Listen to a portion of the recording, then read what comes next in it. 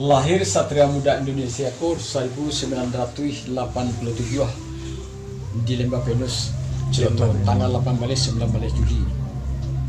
Satria Muda ko dulunya Baringin Sakti. Baringin Sakti. Dan Ambo sendiri bukan orang Baringin Sakti. Ya.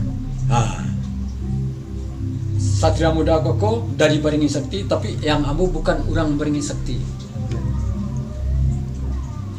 Ya.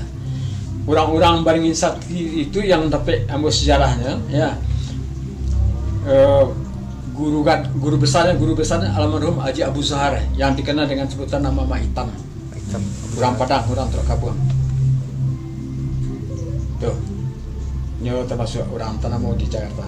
Istilah termasuk orangnya pendek, ketek, tapi orangnya termasuk orang disegani gitu di Jakarta.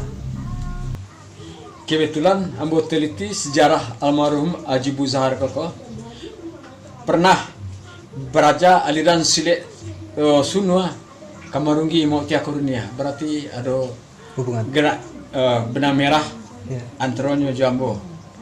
Ya, mungkin ambo jauh di bawahnya dari aliran Silek Sunua yang Silek Tua Sunua di Marunggi Jambo Tia Kurunia.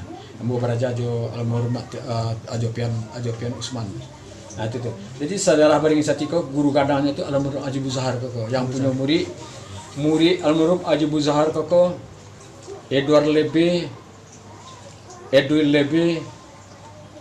Fauji Maktub, Royani Macan Betawi,